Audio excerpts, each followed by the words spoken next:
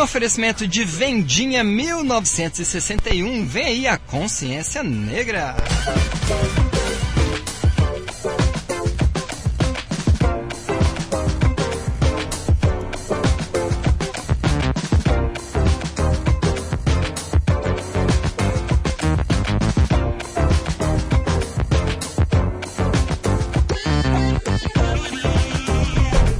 Hoje, dia 20 de novembro, é Dia Nacional de Zumbi dos Palmares e da Consciência Negra. Por isso, temos o prazer de receber aqui nos amplos estúdios da Paraíso FM, Kiara Santos, Luiz Henrique Saci e também Fabrício Donato. Continuamos na espera da Fernanda Vieira, né, minha amiga? Cadê você? Tudo isso para debater, né, e conversar sobre a realidade do negro na nossa sociedade. Sejam bem-vindos, meus amigos. Boa tarde, obrigado, Matheus. Boa tarde a todos os ouvintes. Boa tarde, Alto Paraíso. Boa tarde, Matheus. Boa tarde, Fabrício. Boa tarde, gente. Tudo bem aí? Boa tarde, Henrique. Tudo bom? Luiz Henrique, né? Olha só, pessoal, a gente está aqui no dia de Zumbi de Palmares, né? E vamos mudar um pouquinho o nosso roteiro aqui, que a gente estava conversando aqui no feriado. Vamos conversar um pouquinho. Quem é Zumbi dos Palmares para vocês? Quem foi essa personalidade? Então, Zumbi é uma referência, né, que a gente tem. Foi uma pessoa que lutou, né, pela libertação da escravatura no lugar onde ele viveu, lutou pelos direitos, né, das pessoas de viverem num espaço onde elas pudessem ser livres, onde elas pudessem se realizar, onde elas pudessem criar suas famílias de uma forma livre e humana, né, num momento da história em que o negro era desumanizado, era visto apenas como objeto. E aí ele lutou para que a sua família, as pessoas com quem ele vivia, pudessem ter direito à vida, a ir e vir, né, a todos os direitos que a gente está acostumado hoje. É uma referência, né, do Nordeste, foi uma figura muito importante, foi assassinado de uma forma muito cruel e a sua figura foi usada, né, para poder desarticular vários movimentos de luta. Quando ele morreu, né, cortaram a cabeça, cortaram, né, o pênis dele, colocaram na boca e saíram mostrando isso Brasil afora, para todos os lugares onde tinha um movimento de luta do povo negro. Então, assim, é muito forte, né, a referência que ele traz. E talvez por isso, né, tenha sido esse dia tenha sido homenageado na figura dele. Mas para além dele, a gente tem várias outras figuras também do movimento negro que também merecem ser homenageadas nesse dia, né? Olha só, e a gente pode falar que Zumbi foi o primeiro, né, a criar um movimento a nível de repercussão nacional, assim, ou vocês têm relato de algum outro antes dele? No Brasil, né? No Brasil, olha, eu acredito que não, porque o movimento anti-escravagista no Brasil, ele é muito antigo, né? E eu acho que desde que as pessoas começaram a ser retiradas da África, essa luta já existia. Sim. Né? Não foi algo passivo. Não foi algo passivo. A gente nunca foi passivo e espectador nessa história, né? Então, esses movimentos de luta, assim como a ideia do 20 de novembro, ela vem a partir disso, né? A gente tem o 13 de maio, em que é celebrada a abolição da escravatura, mas é uma data que é como se a princesa Isabel um dia acordou, né, lá no seu palácio e resolveu, vou libertar os escravos. E não foi assim, né? Foram anos de luta, foram muitos movimentos, muitas figuras, muitas pessoas trabalhando para libertar outras pessoas, né? E aí, quando vem a história, tira todo o protagonismo das pessoas negras que fizeram esse movimento e coloca a princesa lá, né? Ela teve sim, né, o seu mérito. Foi uma mulher que assumiu o governo e fez isso, teve a força de peitar essa lei, mas tira muito o protagonismo da figura do negro nesse lugar.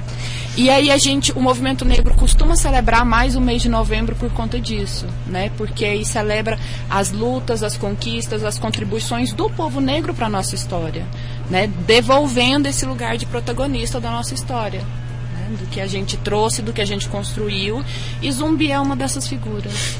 Bacana demais. Olha só, então para colocar todo mundo aqui na conversa, na roda, né, eu queria trazer, né, para a vida pessoal de vocês, que vocês compartilhassem, nos desse o privilégio da gente conhecer vocês um pouco mais. Qual foi o primeiro momento que vocês se alegraram por pertencer, né, à raça negra e falar assim, cara, tem um legado aqui que é fantástico, é maravilhoso? Para mim, Fabrício, como eu já nasci numa família que sempre teve essa visibilidade assim negra, de cultural, musical, onde nossa vida era sempre festejada nesses pontos, nesses momentos de glória, etc. Então, eu sinto que comigo sempre foi assim, sabe? Não teve um momento que eu falei, olha, agora aconteceu. Eu acho que a educação da minha mãe, ela partiu sempre dessa coisa da informação, sempre da gente entender o que estava acontecendo, das histórias, das informações. Então, eu acho que desde a barriga mesmo, assim. Bacana demais. E aí, Luiz Henrique? Bom, no meu caso, mais ao contrário, diametralmente oposto, Fabrício. Minha família, né, assim, vou dar um exemplo, teve uma miscigenação muito forte. A minha mãe foi a única das irmãs negras dela que se casou com um homem negro. Então, por exemplo, o gene branco, ele é predominante. Então você olha para meus primos assim, não fala que é da mesma família, né? Então só eu e minha irmã que realmente ficamos com a herança genética negra. Então começa aí já a falta de identidade, né? E não ter um espaço para se identificar. Então eu fui ter esse reconhecimento numa cidade que eu morei durante 10 anos, que foi Rio Claro, que é uma cidade incrível lá no interior de São Paulo, né? E lá tem uma comunidade negra fortíssima, toda ligada às suas origens, à sua cultura. E foi nessa cidade que eu morei um tempo que eu me reconheci enquanto negro, né? Na minha certidão de nascimento eu sou pardo, odeio isso, né? E depois eu queria, num outro momento, também falar uma questão da identidade, né, que nós temos, do IBGE, como que ele organiza o censo também, né, a questão da autodeclaração, que eu acho super interessante esse deslocamento que você tem para se autodeclarar, né, quando você é requisitado para responder qual é a tua etnia, a tua raça. E já que você colocou isso, Luiz Henrique, deixa eu só perguntar, tem essa questão, né, de pardo, você mesmo colocou, né, a miscigenação, né, racial na questão do seu histórico familiar. Qual foi a partir do momento que você falou assim, cara, eu sou negro? Quando eu vi que eu tinha referência, cara. Porque se você não tem uma referência interessante, de admiração, como que eu quero olhar para aqueles livros de ensino fundamental dos anos 80 e ver os negros chibateados e ter aquilo como orgulho, né? Como uma referência proativa, propositiva? Sim. Não dá. Então é na festa, na alegria, no canto, nas atuações dos grandes artistas que a gente se reconhece. Foi nesse segmento que eu me identifiquei, né? Quando eu descobri que tinha um autor brasileiro, Abdias Nascimento, que ele se dedicou a escrever um livro de peças para negros, né? Foi o Teatro Experimental do Negro, que eu descobri isso recentemente, eu achei incrível, né? Quando você vê que você tem modelo, que você tem exemplo, que você vê possibilidade de perspectiva para você se espelhar, né? Enquanto isso, não dá. Maravilha. Mais alguma coisa que gostaria de completar? Não.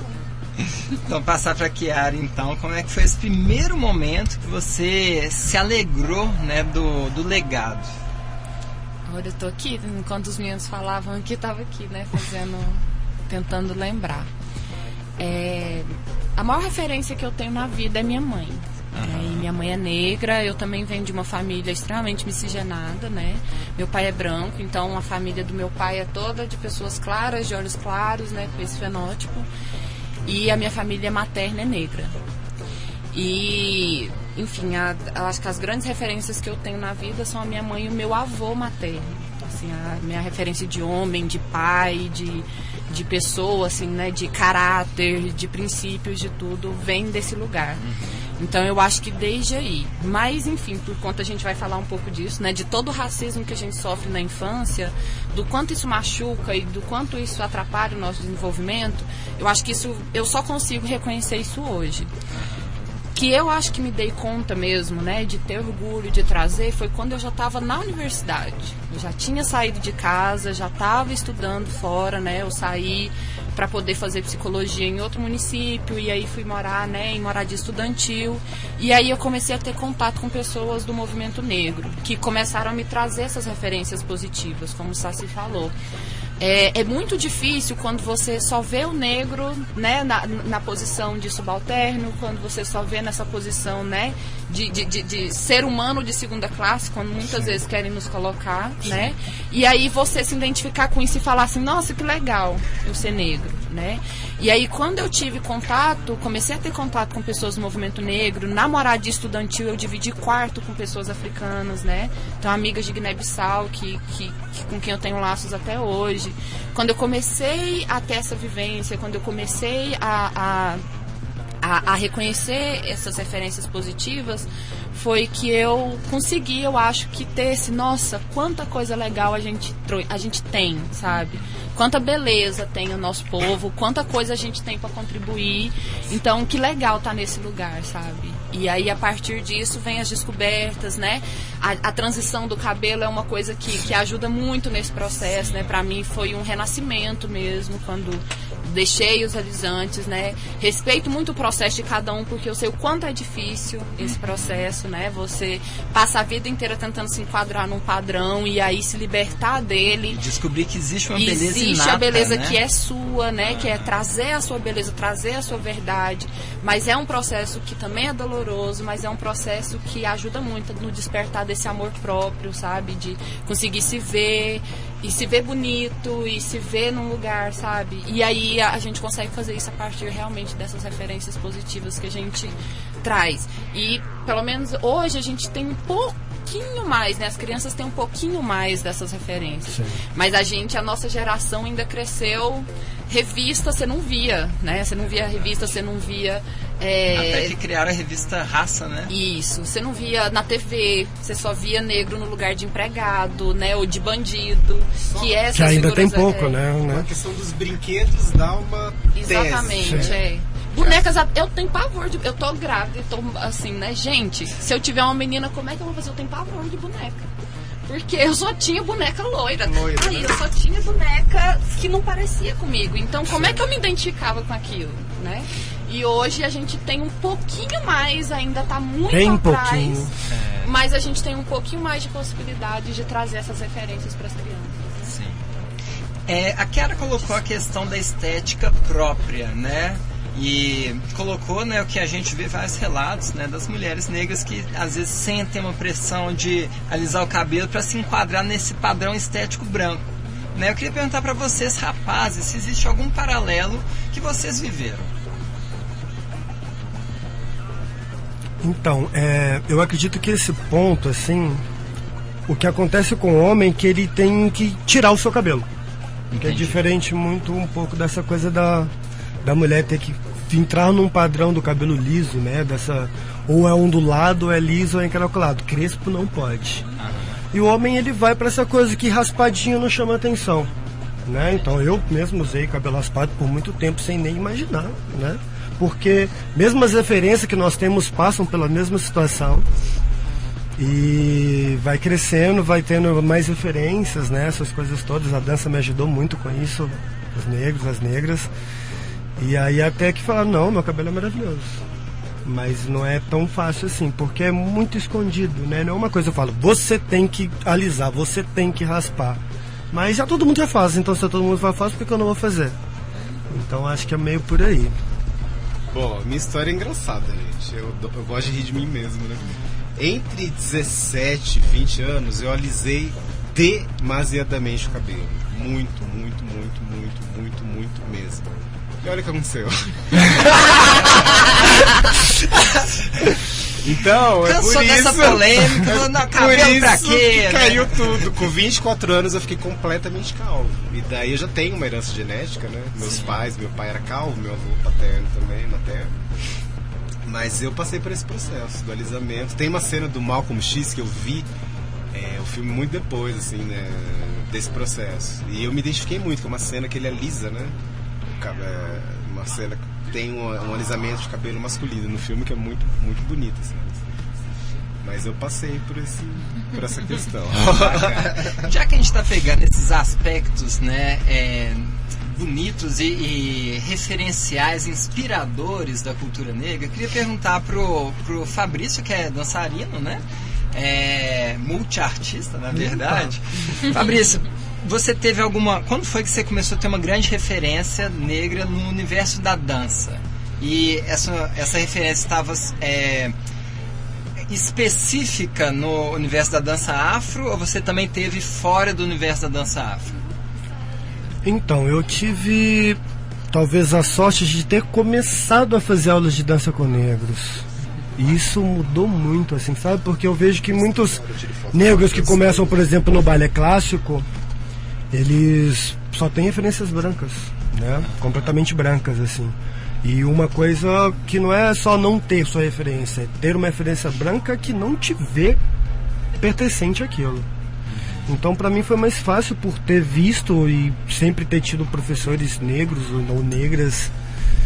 E como minha família também tem essa informação de sempre dançar, né? Eu tenho uma família também misturada. Eu acho que no Brasil é difícil hoje você ter uma família completamente de uma cor, raça ou qualquer coisa que chame isso.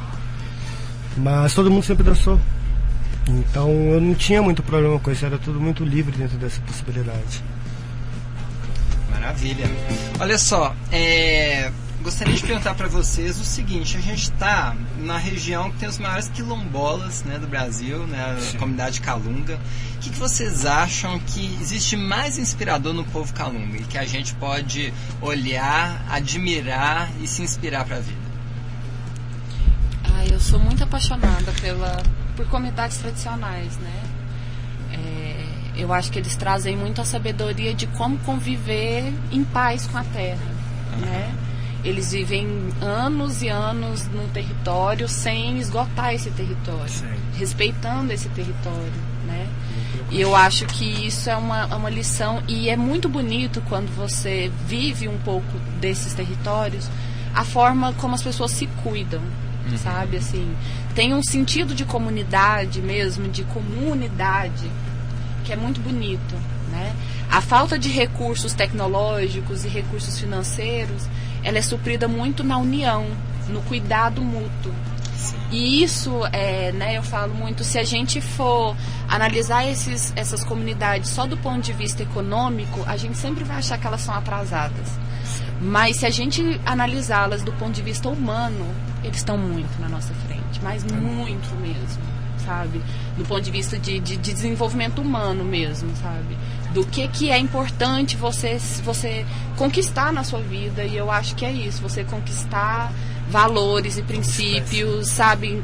Que cuidam do lugar que você vive, de cuidado com as pessoas, de interações mais saudáveis. Eu acho que isso para mim é muito mais importante do que bens e qualquer outra coisa que a gente possa conquistar. Então eu tenho um profundo amor mesmo, e respeito e reverência por esse povo, porque eu sinto isso, assim, que esses territórios é nessa forma de vida que está o nosso futuro, não é nos prédios e o futuro todo cinza, né, que os filmes pintam. Para mim aquilo não é futuro. O que a gente está chamando de evolução não é exatamente uma evolução. Exatamente, não é. Para mim um futuro que realmente tem alegria, tem a vida, tem a gente, ele é verde, ele tem água correndo limpa, ele tem ar puro, sabe? Não é esse ambiente esterilizado que a gente coloca. E sabe o que é bacana disso que você colocou, Kiara? Porque aqui em Alto Paraíso a gente tem uma comunidade que muita gente que veio para cá, os alternativos, num êxodo urbano, né? Sim. Não queremos mais a vida urbana. Sim. E a gente quer fazer o quê? A gente quer se voltar para a natureza, voltar para uma vida comunitária. E os calungas já viviam isso centenariamente, né? Isso é muito legal. E aí a gente vê como que a gente pode aprender, né? E abertos para ensinar, né? Isso exatamente. É muito. Um acolhimento, né? Um lugar que você chega e é tão bem acolhido, e aí você vê olho no olho. Você vê as pessoas, sabe? Que é uma coisa que hoje a gente tem tanta dificuldade, né? Você vê as pessoas se olhando no olho, você vê as pessoas cuidando. Às vezes você entra numa casa super simples, mas a pessoa te oferece tudo que ela tem de coração, sabe? E isso é uma coisa que a gente precisa evoluir muito ainda para chegar, sabe? Porque a gente que cresceu um pouco mais nesse ambiente urbano, a gente tem essas limitações, que a gente nasce muito num paradigma de competição, né? E aí você chega nessas comunidades e vê que a cooperação é que garante a sobrevivência. Então acho que nesse momento esse é um valor que a gente precisa resgatar muito também, né? Que é quando a gente coopera que a gente é forte, que é quando a gente está junto que a gente se fortalece e sobrevive e cuida da terra e cuida das coisas, né? E aí é uma lição que eles já vivem. Então, do meu ponto de vista, é a questão da simplicidade ao extremo que me chama muita atenção. Aquela coisa do menos é mais, isso eu acho que é incrível, né? E o que acontece? A gente nunca viveu numa época com tanta criação de necessidades, né? Contemporâneas, assim. Então, esse pessoal, uma vida simples, ao extremo, isso os torna tão especiais que engrandece qualquer contato nosso com eles, né? Então, eu acho que o caminho é esse, a simplicidade e o ser, né? E não o ter. Então, isso é importantíssimo e fundamental. Bacana. Algo a acrescentar, Fabrício? Não tem como, já falaram. Eu tô até emocionado, é isso mesmo, coisa mais linda. Fabrício, e você chegou tem 4 meses, né? Vamos fazer 6 agora. 6 meses, isso. Você já tinha visto uma apresentação de Sussa e Curraleira antes? Não. Como é que foi a experiência? Foi incrível, assim, porque eu fiquei ali ajudando eles se organizarem, e aí eles olhando pra mim assim, não sabendo se eu tava ali pra ajudar ou se eu tava ali só pra encher o saco deles ou alguma coisa. E aí, a partir do momento que eu já dei um toque numa blusa, então já se abriu aquele sorriso e já virou uma coisa. Eu falei, cara, como é absurdo essa consciência de espécie deles mesmo. Assim, ele olhou, confiou, acabou. Confiou, tá em casa, tá tudo lindo. E aí quando eles sobem no palco é isso. É como se eles estivessem na sala da casa deles, primeiro com aquela vergonha, né? Como todos. E de repente abre aquela festa, aquela coisa linda. Lindo, simplesmente lindo. Agora eu te garanto que o melhor da festa você não viu ainda, que é o instrumento da onça, a caçada da rainha. Esse, quando você vê, você vai ver o que é um playground. Esse aí é fantástico, né? Uma cuíca gigante que ao mesmo tempo é um tambor, né? E engraçado também. Muito engraçado. Maravilha, maravilha. Hoje é dia 20 de novembro, Dia Nacional de Zumbi dos Palmares e também da Consciência Negra. E a gente está aqui conversando com Kiara Santos, Luiz Henrique e Fabrício Donato. Fernanda Vieira acaba de mandar uma mensagem, disse que infelizmente teve que dar uma aula de emergência, não pôde vir, mas a galera vai estar aqui representando bem, né? Mensagem dela. Beijo, Fernanda. Eu posso fazer um comentário? Ai, meu Deus. Em relação à concentração de todos os focos do tema de assunto para essa época, né? Sim. Porque é mais interessante a gente pulverizar ao longo do ano, né? E sempre a consciência negra ser retomada no dia a dia, porque no meu caso, me dá uma certa gastura isso, sabe? Que meio que chega... É só o dia de lembrar aquele, né? Então, até a questão daquela coisa que eu venho de um ambiente escolar, das datas comemorativas, sim. Eu não podia deixar passar em branco essa questão, né? De falar desse movimento escolar também, né? E desde 2003 que foi institucionalizado lei, né, nas escolas, que seja disseminado e incentivado o ensino da cultura afro-brasileira, né? E a gente teve uma primeira-ministra que foi negra, que foi a Matilde Ribeiro. Então eu acho importantíssimo também que as escolas e os espaços educacionais repensem muito essa questão de trabalhar o conteúdo, né, com tanta riqueza ao longo do ano na vida, né? De integrar mais a nossa cultura nos currículos, porque satura até, né? Eu tenho certeza que a Kiara e o Fabrício já tiveram que recusar participações em alguma semana de 20 de novembro, aí que todo mundo chama, né? E quer a nossa fala. Parece que é só nesse momento que é visto, né? Nesse momento que é visto. Então isso é... Mas ainda bem que na Central Paraíso não é visto essas fotos. É verdade. Olha, tem vários E esse dias, ano né? acho que é a 4ª entrevista. Kiara já esteve aqui vários dias. Fabrício já esteve recentemente. Isso é ótimo. Então vocês estão fora do padrão. E é nesse clima, né, de ganhei o dia que a gente vai aqui.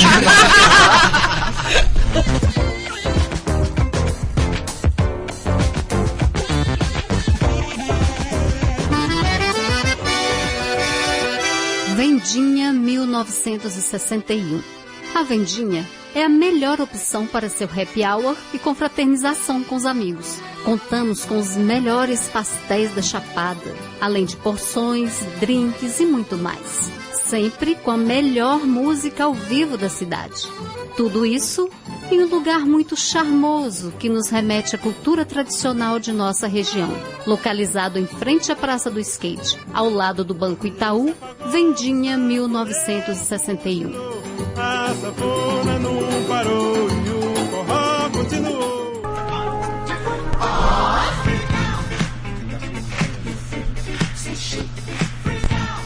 Dia Nacional de Zumbi dos Palmares, e temos o prazer de receber Kiara Santo, Luiz Henrique e Fabrício Donato.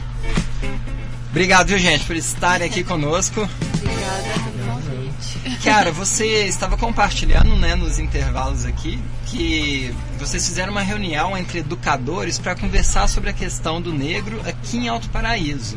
Queria que você contasse um pouco como é que foi essa experiência.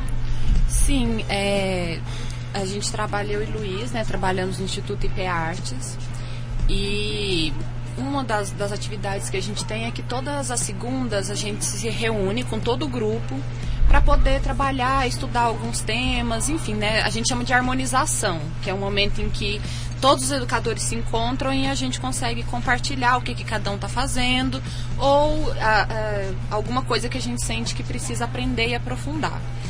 Na segunda passada, um grupo, né, de educadores negros se reuniu e a gente pensou numa atividade com esse grupão para trabalhar a questão da consciência negra. E a gente tem sentido muito, né, que é uma coisa que eu estava comentando com vocês, a necessidade hoje de gerar empatia, né, de a gente incentivar a empatia nesses espaços. Então, a gente sabe de todas as lutas, de todos os enfrentamentos do povo negro, mas a gente sente que é preciso trazer as contribuições, trazer tudo de positivo que esse povo tem para ensinar e para trazer e contribuir. Contribuiu já no longo da história e ainda faz hoje. Então, a gente dividiu uma atividade, a gente pensou numa atividade a partir da arte e educação. Então, a gente dividiu os educadores em grupos, falando de música, falando de teatro, falando de literatura e de cinema, né? Cinema que foi o Luiz que cuidou. E aí, trazendo referências negras dentro desses espaços e como que essas artistas, né, trazem a vivência do negro, trazem a experiência de ser negro a partir desse olhar da arte e educação. Então, foi uma ideia, como o IP Artes está em várias frentes de trabalho, né? A gente está nas escolas, está nas comunidades. A gente fez isso com os educadores para que eles tivessem essa base para reproduzir, né? Se algum tivesse o interesse de trabalhar o tema da consciência negra, ter essas referências para levar para os educandos, né? E aí a outra atividade que a gente pensou foi a atividade de ontem, né? Então ela foi uma atividade dividida em duas partes. A gente pensou em fazer primeiro com os educadores para trazer essa consciência, e ontem, né, teve o público com as escolas, com os educadores, com a comunidade, para também falar disso, né? A gente fazer essa ponte entre as conquistas e principalmente no campo cultural dos africanos, né? Trazer essa cultura africana e colocar ela para dialogar com a cultura local, porque é isso, como você falou, a gente está num território calunga, a gente está num território quilombola, em que a maior parte da população nativa é negra. Então essas pessoas têm muito a contribuir e contribuíram muito na construção desse território. Então até a gente trouxe muitas essas expressões artísticas da dança, da música, da cultura local, para que as pessoas conheçam e consigam se orgulhar disso, né? Não pensar que os negros estão aqui só para trabalhar para os outros, né? Só para estar nesse lugar. Não, a gente construiu e a gente constrói todos os dias esse território junto com as outras populações que chegam. E tem muita coisa bonita para mostrar, né? Então a gente nesse lugar de trazer essas referências positivas, né, que a gente vem da nossa experiência, né, de sentir a necessidade disso, E aí a gente quis compartilhar isso e trazer para as crianças e tem sido muito bonito. Agora mesmo de manhã eu encontrei um grupo de crianças subindo da escola ali na padaria e aí elas vieram, ai, foi tão lindo ontem. Então isso, né, traz a sensação de missão cumprida. Que a gente conseguiu sensibilizar essas crianças a partir da arte para se orgulharem de serem negras e de estar nesse lugar convivendo com tanta beleza. Axé. Fabrício, Henrique, gostaria de comentar? Luiz. Bom, eu queria falar a questão da formação de professores, né, contínua, é muito importante isso. E às vezes esse assunto ele soa um tanto quanto alienígena, assim, desconhecido, né? Então a gente tem que partir de uma perspectiva muitas vezes que ela é rasa, né? Então eu não tenho o menor problema de conversar com uma pessoa, com um educador, que às vezes acontece, a pessoa vira pra você e fala, mas quem foi Zumbi? Gente, não tem problema algum a pessoa não conhecer. Sim. Mas eu acho que o interesse em querer se inteirar é o mais importante.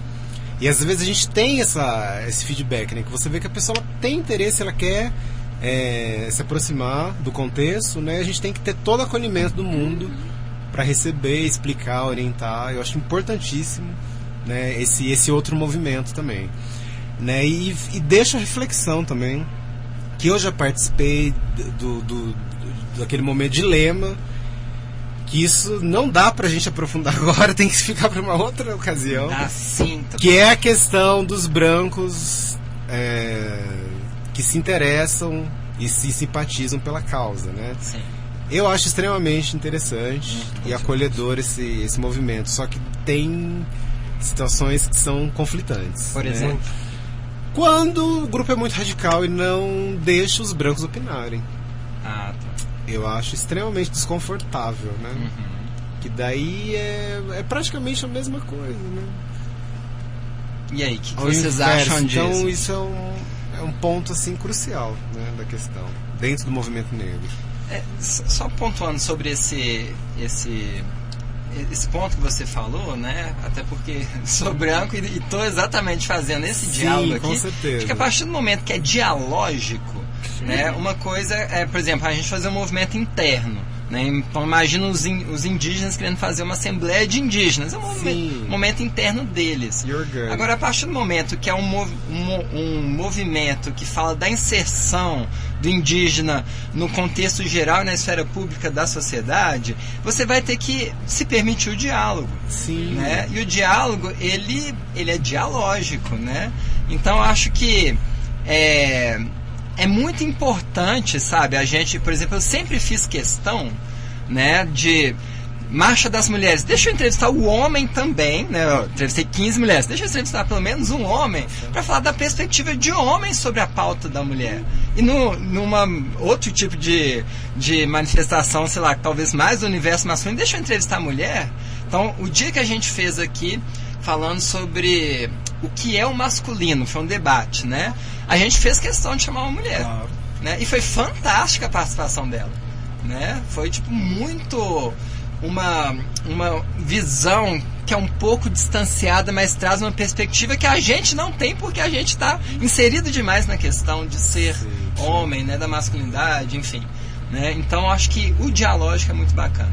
Desculpa, falei pra caramba. Sim, é por aí mesmo. Eu acho que todas essas informações ela vem desse trabalho de tudo de confronto, né? Todo mundo confronto, branco com negro, homem, mulher, índio e não índio.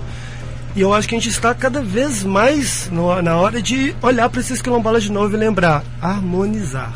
Se a gente não tiver diálogos harmonizados, a gente não vai conseguir chegar a lugar nenhum, vai continuar tendo brigas e confusões que não vão resolver nada. São muitas dores e muitos ódios, né, subconscientes aí, que foram arrastados, né, com bastante sangue, com bastante problema por toda essa época, e em algum momento tem que parar. Então a gente tem que conseguir se olhar nos olhos, independente da cor da pele, porque somos a mesma espécie. E os erros que foram cometidos com os outros, os mais antigos, não devem ser cometidos novamente, nem com o nosso povo, nem com outro povo, porque na verdade somos um povo só. Se a gente para de olhar para isso, a gente vai continuar dando manchete para as mesmas atrocidades que aconteceram o tempo todo e continuam acontecendo. Então vamos conversar com amor, no olho no olho, entendendo que o outro também tem razão e pode ter opinião, sim. Sobre essa questão, né, que a Chiara trouxe e a gente repercutiu aqui, como reverter esse quadro da sociedade, que a gente sabe que existe racismo, existem coisas absurdas acontecendo, né? Mas partindo dessa perspectiva empática, né, de valorização do que existe de nobre, de valioso, né? Como fazer isso na prática? Trabalhando há algum tempo, né, com essas questões, com essas didáticas, eu também sou envolvida com algumas questões do feminino, né, e eu vejo que muita dessa reatividade, né, dos movimentos vem por uma questão de autopreservação. Quando a gente pede para alguém que sofreu violência uma vida inteira, né, simplesmente abrir os braços e abaixar a cabeça e acolher o seu agressor, a gente tem que ter empatia pelas duas situações, né? A gente não pode exigir isso de alguém que foi muito machucado, e dentro do movimento feminista também tem muito disso, né? Que aí falam, né? E aí colocam como se todas as mulheres estivessem nesse lugar. Qual lugar? Esse lugar de não aceitar a opinião, de não aceitar, né? De ser intransigente dentro daquilo que acredita. Eu acho que a forma como cada um encara isso vem muito da experiência particular, né? A gente que teve famílias que tiveram um pouco do equilíbrio, que tivemos um pouco mais de possibilidade de estar estudando, de estar fazendo, a gente, eu sinto, eu coloco muito isso, assim, eu sou uma mulher negra muito privilegiada, sabe?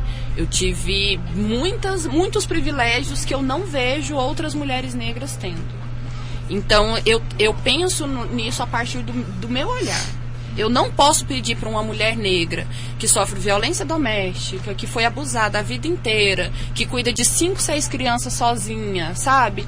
Pedir para ela ir lá e escutar o que uma pessoa branca está dizendo para ela fazer com a vida dela. Eu não posso pedir isso para ela.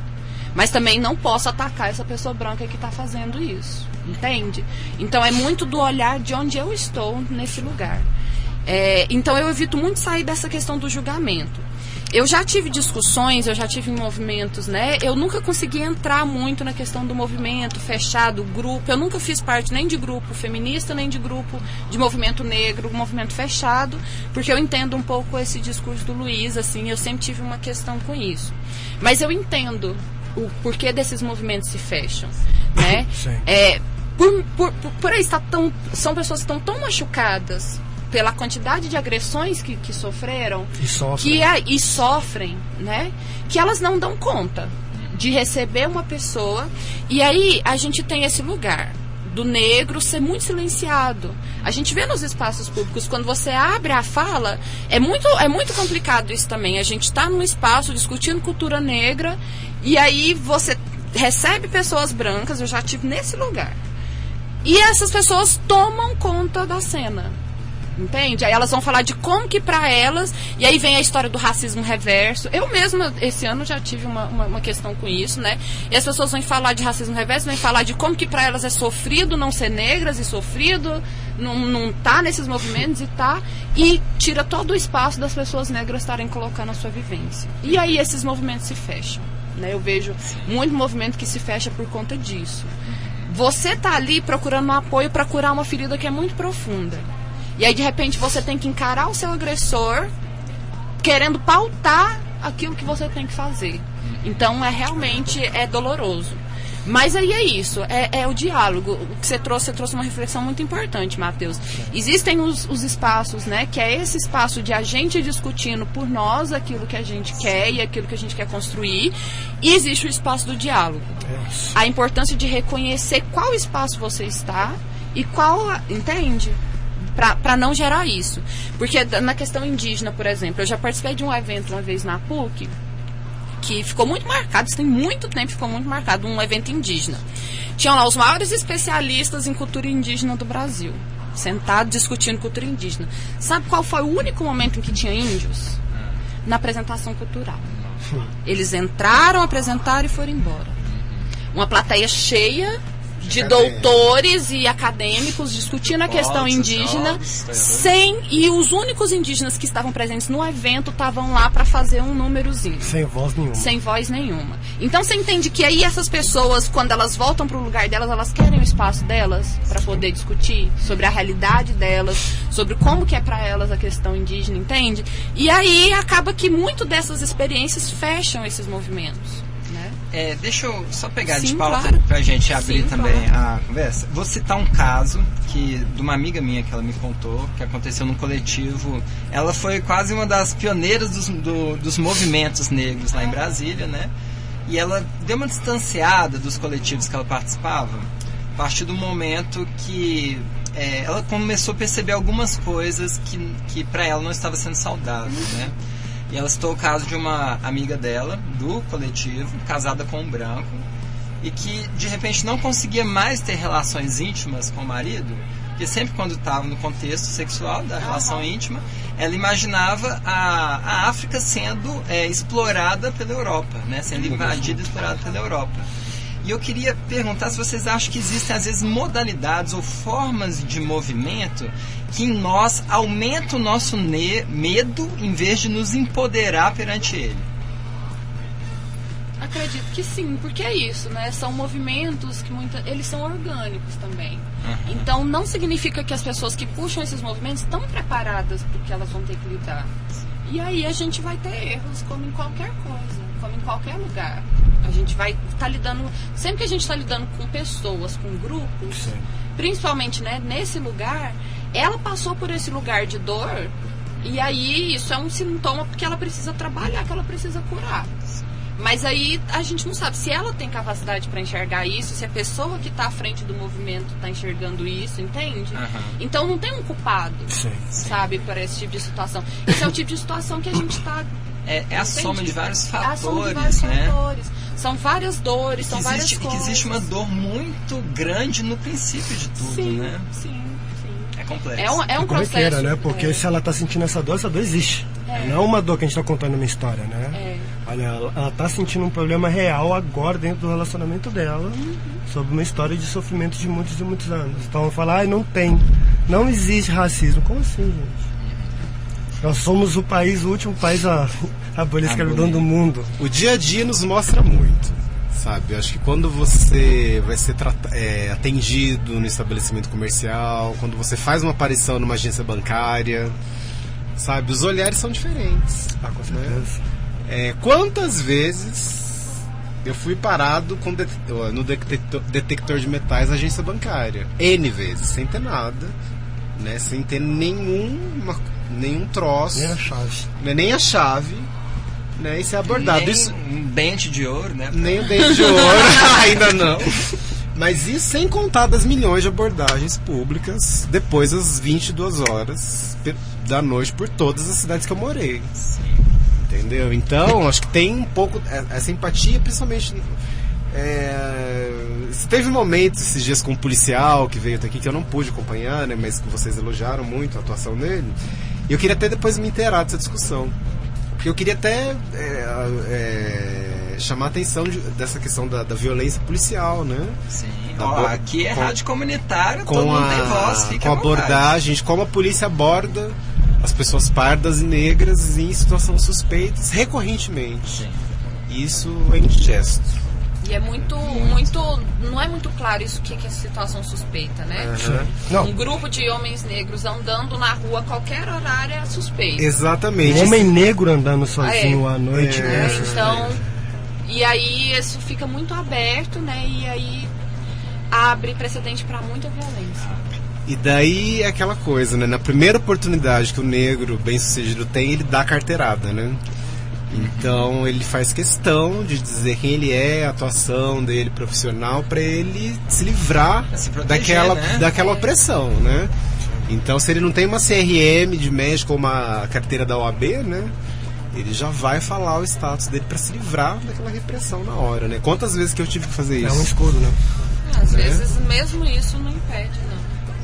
Gente, a gente está num contexto político, né? Que a gente tem um presidente eleito que teve várias falas, vou até ler algumas delas aqui, que foram realmente racistas. Deixa eu só pegar a fala aqui. Olha, ele disse em 2017, numa palestra no Clube Hebraica, que eu fui num quilombo em Eldorado Paulista. Olha, o afrodescendente mais leve que lá estava pesava 7 arrobas. Eles não fazem nada. Eu acho que nem servem nem para procriador, eles servem mais. Mais de 1 bilhão por ano é gasto com eles. E uma outra frase em relação a Preta Gil, quando questionou o Bolsonaro no CQC lá em 2011, o que ele faria se um filho se apaixonasse por uma negra, ele disse: ô Preta, né, de Preta Gil, ô Preta, eu não vou discutir promiscuidade com quem quer que seja. Eu não corro esse risco porque meus filhos foram muito bem educados e não viveram em ambiente como lamentavelmente é o teu. Depois ele até tentou dizer que ele achou que a pergunta era sobre homossexualidade, mas falou dela, então ficou muito ruim a justificativa dele, né? O que vocês acham, como negros, de ter um presidente com falas como essa? Pode falar. Então, enfim, né? Em relação a esse comentário do quilombo, né?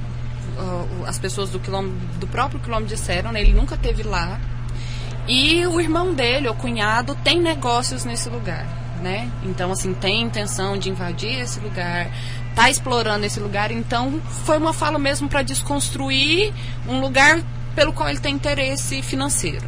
Né? Então já é uma coisa, né, que ele fala de um lugar para desconstruir a moral daquele povo para poder justificar qualquer invasão que aconteça. E lembrando, né, que fica no Vale do Rio Pinheiro, numa cidade isoladíssima, assim, isolamento geográfico total. Né? Então tem essa questão também, a gente lá ficou à margem do tempo, né?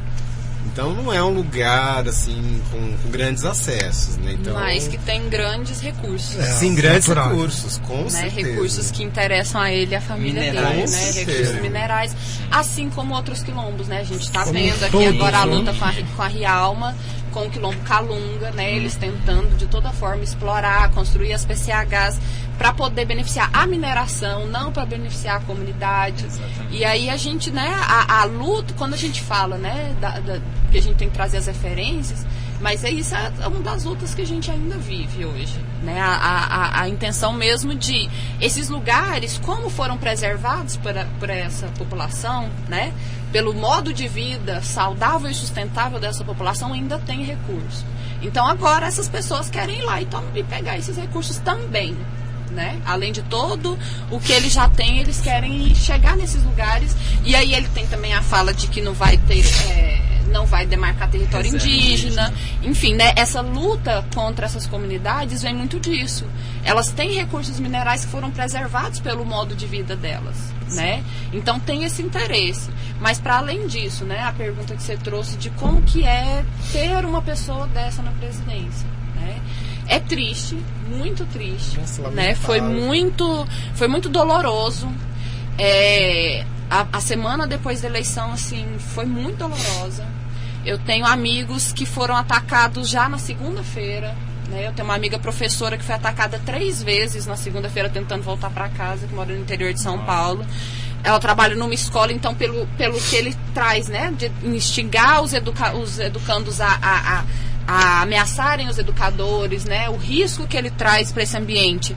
Ela foi atacada na escola por adolescentes, ela foi pegar o transporte público, foi atacada por uma pessoa no transporte público, foi extremamente racista, e aí chegando em casa de novo ela foi atacada, assim, na segunda-feira logo depois da eleição, uma pessoa muito próxima.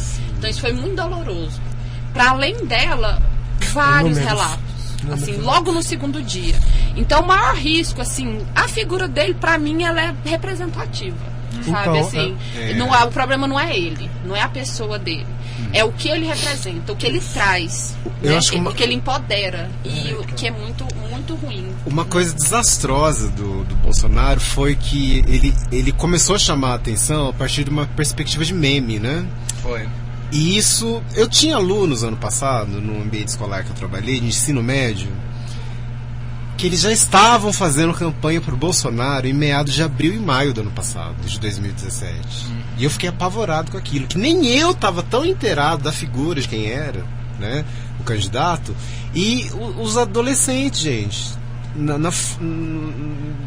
17, 16 anos já fazendo campanha, né, para ele, sem saber todo o contexto que isso pode vir à tona, né? Eu tenho muito medo de alguns movimentos ressurgirem na perspectiva dele, né? O movimento neonazista. Sim, todo esse tipo de coisa. Eu fico apavorado com essas atrocidades todas. Porque nós já estamos tendo notícias, né? Com os clãs aí falando abertamente e umas informações.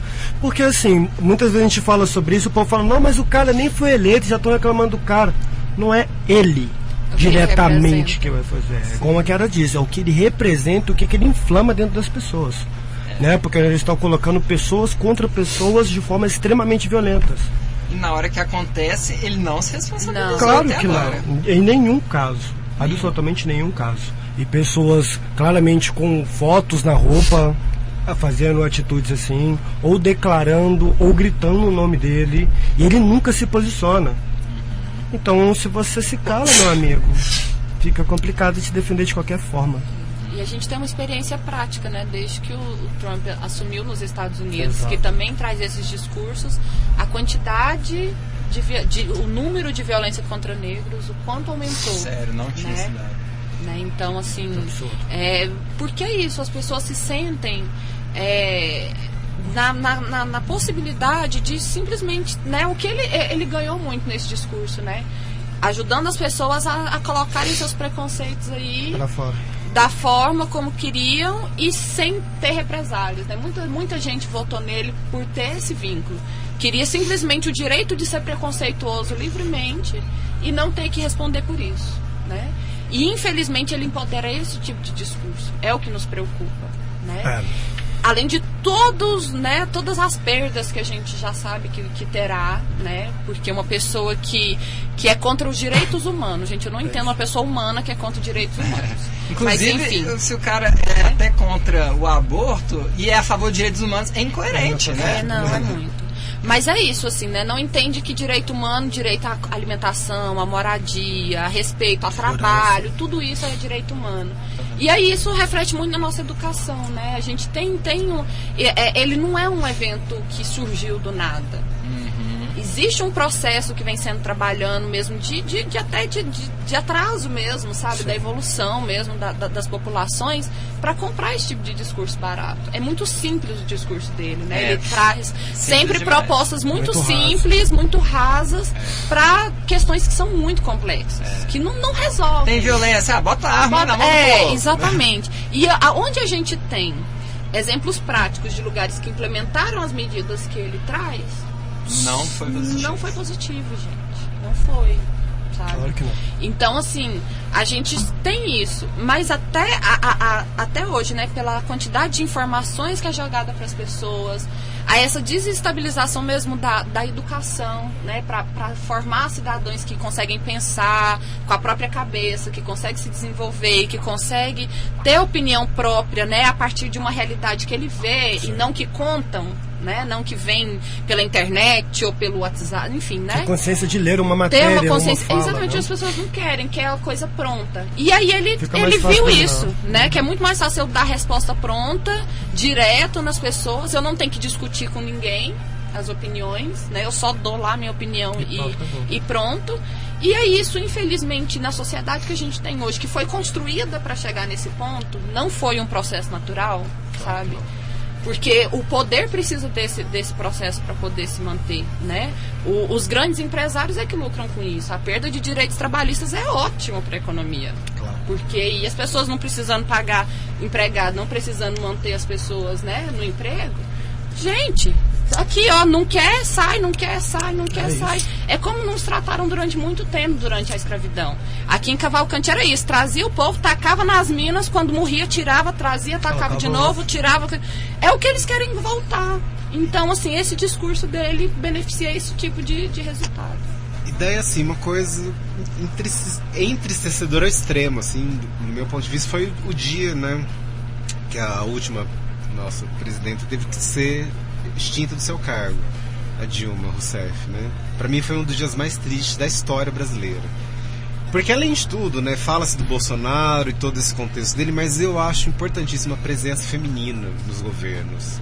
A primeira, né?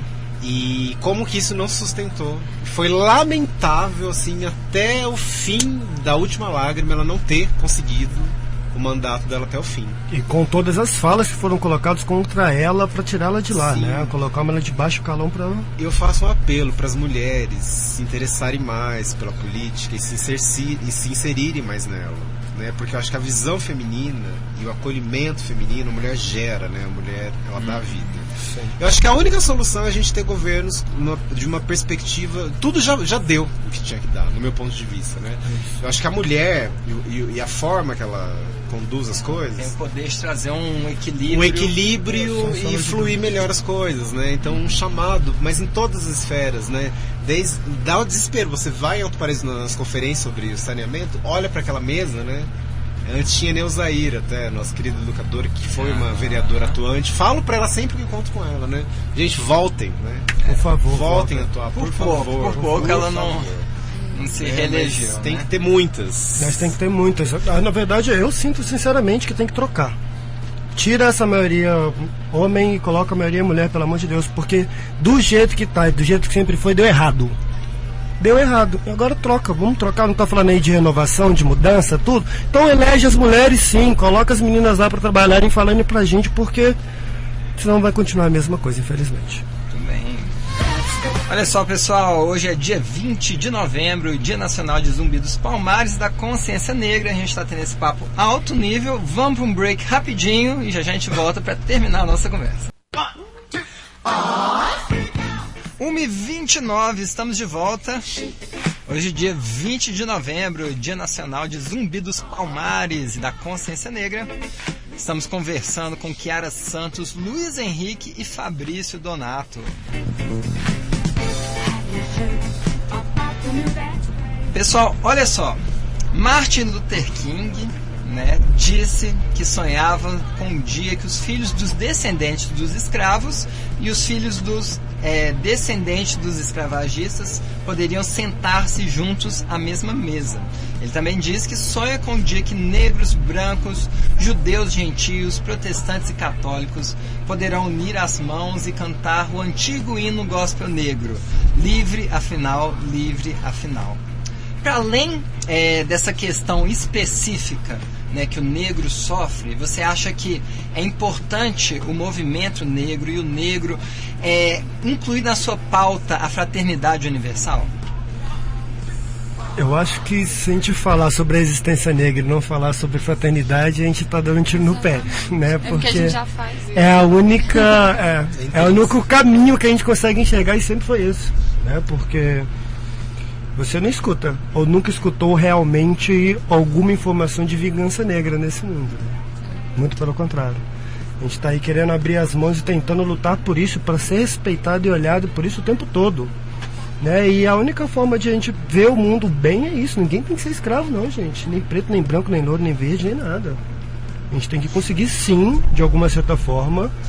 Claro que com muita educação, com muito trabalho, com muita resistência, eu consegui chegar lá, que não está perto. Infelizmente não está perto. Tem muita gente sofrendo muito ainda. Muitos escravos sim, de várias cores, de várias etnias, né? Vamos falar do negro, mas temos indígenas no mundo todo ainda trabalhando, chineses, etc., sendo escravos aí no planeta inteiro, e a gente tem que acabar com isso, todos nós juntos. Momento cápsula cultural para os youtubers. Gente, tem um filme que inclusive inspirou o nome do nosso show, né, que é o Vista Minha Pele, que é um cineasta, que é o Joelzito Araújo. Curta-metragem, YouTube, 15 minutinhos, é uma aula de empatia sobre a consciência racial, essa fraternidade universal, que ele trabalha o racismo invertido. Então eles criaram um mundo, né, nesse filme, onde toda a perspectiva do negro é trabalhada na pele do branco, né? Então é muito interessante, fica aí a dica, tá? Então eu não vou falar, acho que quem puder ver o filme pode falar por si só, tá? É isso, minha fala vai um pouquinho contra a fala do Fabrício. Na história, em todas as vezes em que a gente viu segregação racial, o povo negro sendo escravizado, o povo negro, né, sendo desumanizado, quando essas pessoas conseguiram sair desse lugar, elas não foram atrás de vingança, foram atrás de conciliação. Então, essa busca pela fraternidade, ela está intrínseca na luta do povo negro. Ela não é algo que a gente precisa pensar, é algo que a gente já faz. Sim. A gente não luta por superioridade, a gente luta por igualdade, por respeito e inclusão humana mesmo. Para ser visto como humano, ser tratado como humano, porque muitas vezes a gente não é, ainda hoje, né? Toda vez que a gente tem um direito negado, a gente é desumanizado. E aí, por isso, muito a gente trouxe essa questão da perspectiva de trazer as contribuições, porque essa é uma contribuição. A luta do Martin Luther King, ela foi travada através da cultura de paz. Exatamente. Quando você vai estudar a história do apartheid da África do Sul, o que o Mandela fez? Ele ficou preso lá 30 e tantos anos. O que ele fez quando ele saiu? Buscou a conciliação. A gente tem essa mesma história em vários países africanos. A gente tem a filosofia Ubuntu, que é isso. Eu sou porque nós somos. Que é uma grande filosofia que une a África toda. E que a gente trouxe, né, para todos os lugares onde a gente foi. O primeiro povo a colonizar o mundo todo foi o povo africano, né? E como que foi essa colonização? Ela foi como a dos europeus, que levou morte e destruição? Não. Ela foi de construção. A gente ocupou os espaços e conversou e conviveu pacificamente com esses espaços. E aí, no trio. E aí, por isso, é uma das coisas que a gente estava comentando no início. A gente traz muito, quando a gente pensa no negro, a gente pensa muito em violência, a gente pensa tudo isso, mas isso é uma coisa que foi construída. Se você parar para olhar para a sua realidade, para as pessoas negras, quando a gente pensa, né, um exemplo que eu dei na atividade do IP, quando você pensa em comunidade, você pensa num condomínio de luxo? Você pensa numa comunidade? Não, você pensa numa comunidade negra, de predominância negra, porque é lá que você vê as pessoas realmente se cuidando e, sabe, e se fortalecendo e cooperando. Então, esses já são valores da cultura negra. A busca por essa fraternidade universal, ela está intrínseca em todo o movimento, em toda a luta do povo negro. Então, assim, é uma coisa que a gente precisa trazer para a consciência, porque senão a gente fica isso, né? O negro é violento, o negro é bandido, e a gente só tem essa visão, e não é. A gente já contribuiu muito e a gente tem muito para contribuir nesse lugar. Porque o que a gente quer é justamente ser fraternidade. A gente quer igualdade de direitos. A gente quer ser respeitado para poder somar, sabe? Não para poder dominar. Exato. E aí, todas as vezes que você tem pessoas negras, né, chegando em espaços de poder, ela usa esse espaço para trazer os seus, para trazer fraternidade, para trazer esse lugar, né? A gente tem as comunidades matriarcas, as comunidades negras, é isso, né? Que é uma mulher que cuida da família, não é uma mulher que oprime. Então, a gente já são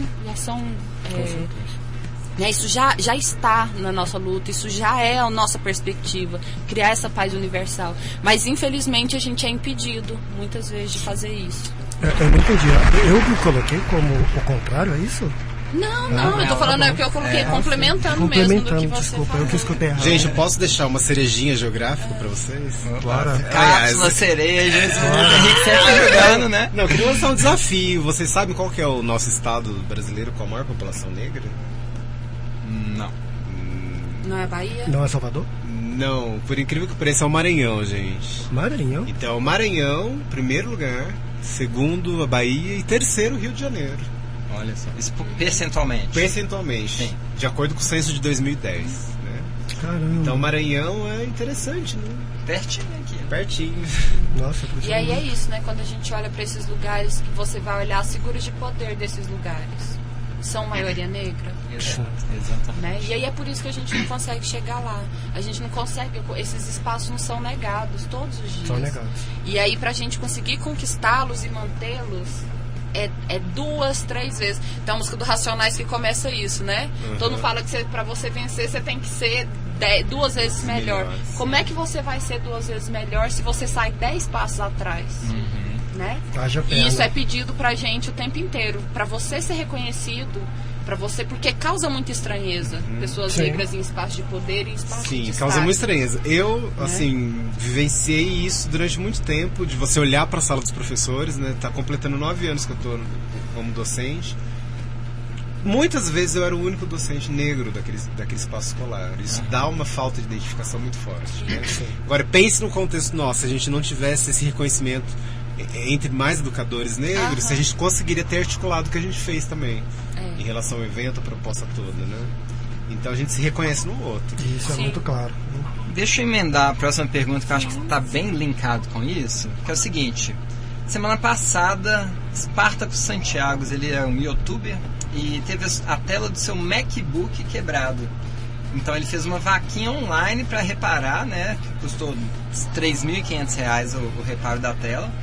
E argumentou que tinha direito a isso, pois não queria ficar atrás dos brancos na produção de conteúdo, sendo que os brancos se enriqueceram com o trabalho escravo. Essa afirmação gerou muita polêmica, inclusive teve vários youtubers militantes negros que não concordaram com a afirmação. Queria perguntar o que vocês pensam desse tipo de afirmação. Você acha que é uma afirmação que gera nós contra eles ou não? Você acha que é por aí? Eu reafirmo que é da experiência dele, sabe? É a vivência dele. E realmente, né, a gente vê que nesses espaços existe, assim como em todos os outros, é isso que a gente falou. É uma dificuldade maior para a gente se inserir, para a gente se manter nesses lugares. Então, assim, essa é a experiência dele. Ele sente e aí tá lá, ele abriu a vaquinha, as pessoas que quiserem contribuir, contribuem. E é bem possível que ele consiga, né? Não, ele já conseguiu, em 2 dias e assim ele como, né, tem muita coisa que é muito da experiência pessoal dele, sabe? De fazer, eu não julgo, não entro no mérito se ele tá certo ou errado de fazer essa declaração. Se pra ele isso é uma coisa que pesa, é da vivência dele. Sim. Né? Se ele usa esse espaço para poder trazer essa questão da consciência negra, ele está fazendo isso quando ele faz essa afirmação, né? Trazendo de tudo que a gente precisou enfrentar para ele conseguir chegar nesse lugar de youtuber. Né? A gente tem, por exemplo, na Bahia, um exemplo. A música baiana, ela vem muito da cultura de terreiro, né? Da cultura africana. Tenta pegar um cachê da Cláudia Leite e da Margareth Menezes.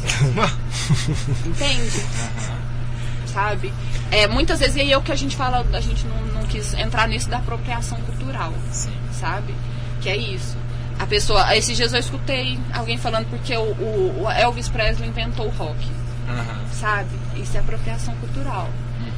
É um movimento negro, que aí vem uma pessoa branca e ela é impulsionada por uma cultura negra, faz carreira, ganha a vida com isso, enquanto as pessoas negras que estão naquele lugar continuam, né? O blues, quando nasceu, foi isso nos Estados Unidos. O blues veio, os grandes artistas do blues morreram a maioria na miséria. Sim. Quem ficou com o dinheiro do sucesso deles foram os judeus que vieram também, né? O blues, ele veio isso. Eles vieram montar as gravadoras, vieram os negros que estavam nas plantações, tocavam, muitos ganhavam $1, $10 para poder gravar o disco. Eles ficaram milionários com os discos dessas pessoas e essas pessoas morreram na miséria. Então eu acho que a fala dele vem muito de encontro nisso. Entendi. Sabe? De que é da experiência dele. Ele sente que nesse lugar ele precisava trazer essa referência, sabe? Então, mas deixa eu só polemizar pra gente aprofundar um pouco nesse ponto. A partir do momento que o Martin Luther King coloca, né, o meu sonho é que negros, brancos, aí bota todas as diferenças, né, que ele tinha na época. Hoje a gente botaria muito mais grupos diferentes ali, né? E ele fala desse momento de estar unido, né? E o Spartacus parece que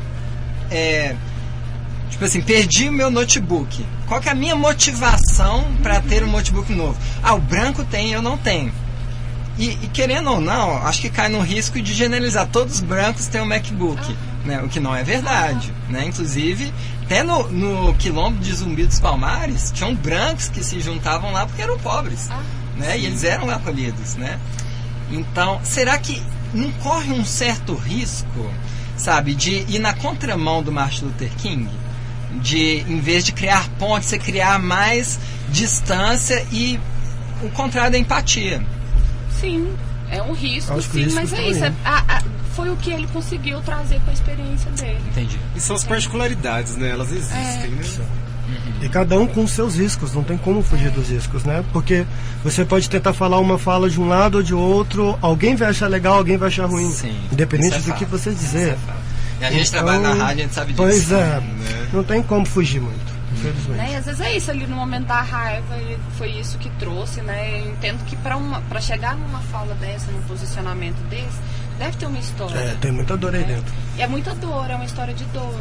E aí, por isso que eu falo assim, não entro no mérito de falar se é certo ou errado, porque eu não conheço a dor dele para poder julgar. Pois é, por exemplo, eu tenho um grande amigo em Belo Horizonte Negro também, que até eu passei uma época da minha vida trabalhando na mesma situação, que era começar a vestir roupas de branco para você não ser separado pela polícia. Ele tá errado? Quem vai falar que tá certo ou tá errado? Quem nunca mexeu em Só alguma ele coisa? sabe do medo e do que ele já viveu, né? E eu vou falar sinceramente com você, toda vez que eu estou vestido com a camisa de botão, a polícia nem olha pra mim. Passa até me cumprimenta. Né? Eu já tive. Agora deixa eu ficar de bermuda e de boné. Não, eu já sofri vários abordagens no dia do meu aniversário por causa do jeito que eu ando. É tudo entendeu? muito complicado. Essa coisa de você olhar o lado de onde a pessoa pecou ou não pecou por uma fala ou por uma ação, assim, é bem complexo. Sim. Tô falando isso, né, pra não falar, mas estava falando do Bolsonaro, porque tem um eu pensei conjunto, nisso. gente. Tem. Não é uma fala É. isolada, é um conjunto. Com certeza. Aí a gente já sabe Já é que outro é nível. mais. É no outro nível, mas é isso, até por isso eu falo, não julgo ele, sabe? Sim, mas sim o que ele representa. Pra terminar, gente, ser negro em Alto Paraíso hoje é, em uma palavra, cada um. Uma palavra? Uma palavra. Pode ser 2, 3. A minha é 3. Então, vou Resistência, igual todos os lugares. falar. Glória, amém, saravá. Nossa, peraí, gente. Não é fácil assim. Não. Pra mim enfim, é um presente mesmo, né? Pra mim tá sendo um presente. Porque eu sinto que essas coisas... Aqui é lógico que chega tudo isso, mas eu sinto que aqui a energia desse lugar, as pessoas desse lugar amortizam muito dessa parte da dor, dessa vivência da dor. Bacana. Vamos fazer ainda uma rodada de cada um justificar a sua fala, né? Porque resistência em Alto Paraíso. Porque, por exemplo, eu cheguei a 6 meses há pouco tempo, né? Pouquíssimo tempo. Mas ao mesmo tempo que existem pessoas maravilhosas que me acolheram de formas incríveis, como já me acolheram em vários lugares por onde eu passei. Muitas vezes as portas foram fechadas da mesma forma. Se for pro lado do comércio, se for pro lado da hora de a pessoa te perceber como empregado, assim, é complicado, porque até você explicar e mostrar o seu currículo lá, porque o papel é muito mais importante que a sua mente, né? Eles têm que acreditar que você tem um papel carimbado bonitinho para poderem abrir realmente oportunidade para você.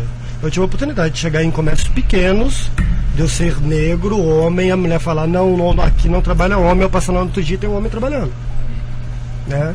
Facilmente você anda pela cidade e se você tentar ver quantos homens negros trabalham na rua principal... Leu meu pensamento. Desculpa, mas não tem. E eu não consegui. Eu tive a oportunidade de trabalhar fora, de morar na França, de trabalhar lá e chegar aqui com o currículo mostrando, e algumas pessoas falam assim, sim, mas você trabalhou mesmo lá? Você morou mesmo lá? Como assim? Por quê? Por que não, né? Porque eu sou tão bicho do mato assim, eu sou tão ET. Então, é uma resistência. E uma resistência não só de falar de eu me estar aqui, e sim de empoderar outras pessoas que passam pelas mesmas coisas que eu.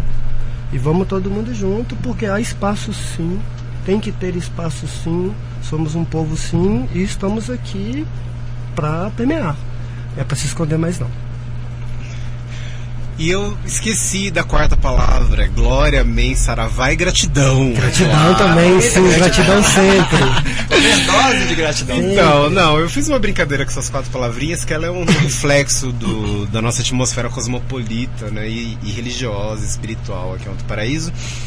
E eu aprendo cada vez mais com essa mistura toda, né? Então, olha, uma coisa que eu agradeço por viver aqui nesse território é que a minha paciência e minha tolerância, ela se ampliou de uma tal forma que se você não consegue isso em Alto Paraíso, você não consegue em lugar nenhum desse planeta. Porque aqui você tem todas as ferramentas para ampliar a sua tolerância, porque é muito intenso, um convívio diversificado enorme. né? Você tem uma base nativa goiana, rachado preta, linda, maravilhosa, e um monte de gringo de olho azul junto, né? E o inglês junto com o goianês junto na prosa, né? A Caçada da Rainha e o Moonstock junto. Sim. Então é uma seara muito rica, né, pra gente exercitar essa diversidade toda e admirar ela. Então eu acho incrível Alto Paraíso. Para ser negro, vamos ser negros mesmo. Sim. Tá? Então glória, amém, saravá e gratidão. Pra mim eu acho que é um presente, porque é a possibilidade de aprendizado, né? É isso. Essa semana passada fez 4 anos que eu moro aqui, né? E eu sinto que eu evolui muito como pessoa, né? Enfim, em vários campos mesmo, principalmente nisso, né? Dos meus valores, na questão do autoconhecimento, das práticas, das relações, assim. Eu sinto que eu evolui muito aqui, né? Eu acho que pela cidade pequena, por esse ritmo da cidade, essa diversidade, a possibilidade de ter vivido no Moinho, assim, foi um período da minha vida que eu agradeço todos os dias, né? As relações que eu criei lá, as pessoas que eu conheci, me ensinaram sobre a vida, sabe? Sobre o viver, sobre esse sentimento de comunidade, sobre tudo isso, assim, de uma forma que eu nunca tinha vivido. E eles também me ajudaram muito a me reconhecer como negra, sabe? Ter orgulho disso, por ver tanta sabedoria e ver tanta humildade, ver tanto... Isso, sabe? Eu nunca mais tinha tido essa vivência de comunidade como eu vi ali, sabe? E isso pra mim é um presente. E aí, mesmo aqui em Alto Paraíso, né? Ontem eu tava com a Dona Páscoa ali conversando. E quando eu sinto o carinho dessas pessoas, assim, pra mim, eu só agradeço. Eu só agradeço, mesmo, de verdade. Pessoal, eu queria agradecer também, igualmente, a presença de vocês aqui no programa hoje, sabe? Agradecer Fabrício, com toda sua arte, veio morar aqui na cidade, dançarino. Faz o mexer aí, Fabrício, dando oficina que dia. Meu Deus, vamos lá, gente. Pra quem procura dança na cidade, sou mais um deles, porque tem muitos e muitos bons. Espaço Lotus recebe de segunda a sexta aulas de dança para crianças, segundas e quartas, adultos, dança afro. Hoje tem quem quiser vir, todos os negros, brancos, azuis, são todos convidados para fazer parte. Seres de outras galáxias. Os seres de outras galáxias. Às 6h15 no Espaço Lotus e todas as sextas-feiras às 7 horas estamos na aula de forró, pé de serra, para manter essa coisa linda aí também juntos. Maravilha! Luiz Henrique, obrigado mais uma vez por estar aqui, né? Você que tem se dedicado à educação, dedicado ao cinema aqui na cidade, fazendo um trabalho maravilhoso. Obrigado, viu, meu amigo? Obrigado por você também, querido. E Kiara, né? Mais uma vez. Gente, a gente teve um problema na câmera, né? A gente ia filmar, né, pra botar, mas a gente vai colocar o formato podcast lá no canal do YouTube, né? Mas pra quem não tá vendo, a Kiara, mamãe maravilhosa, linda, gestante de 8 meses, né? E, nossa, eu realmente queria ter entrado, mas não deu espaço pra gente entrar na educação, né? De falar da educação e dos desafios da educação que você vai ter com seu filho ou filha, né? Sim. Então, fica a próxima participação aí. Fica, obrigada mais uma vez pelo convite, pelo espaço, né? Por trazer esse tema hoje, né? Pra gente poder refletir um pouco mais sobre ele. Fica o convite, né, pra gente aprofundar nessa reflexão. Em qualquer momento, agora eu vou estar ausente um tempo, né? Eu preciso cuidar de ser mãe um tempinho da minha vida agora. Mas é isso, foi um presente. Essa semana, né, eu tô encerrando uma série de coisas. De atividades. E tá sendo lindo fazer esse fechamento com essa temática. Só falar que a Kiara, né, eu mostrei um roteiro que a gente fez aqui, a Kiara deu uma super sugestão que mudou completamente. Mas, gente, ficou muito melhor, entendeu? E foi maravilhoso. Obrigada por viu? ter acolhido também. Que isso. Nossa, que isso. Tá vendo a força feminina de novo? Maravilhosa. Eu queria convidar todos e todas para acessarem o grupo do Facebook Circuito Cultural de Alto Paraíso, tá? Que eu tenho divulgado a programação cultural da cidade. Sempre. De moderador, o Matheus é moderador, Fabrício é moderador. Entendeu? Kiara eu vou colocar de moderadora também. Eu tô saindo de coisa. E vou postar. Daí, pra quem não viu a beleza de Kiara, eu vou postar a nossa foto da entrevista lá no Circuito Cultural, daí vocês podem ver. Aliás, a beleza de Chiara e Fabrício também, né? Lindeza.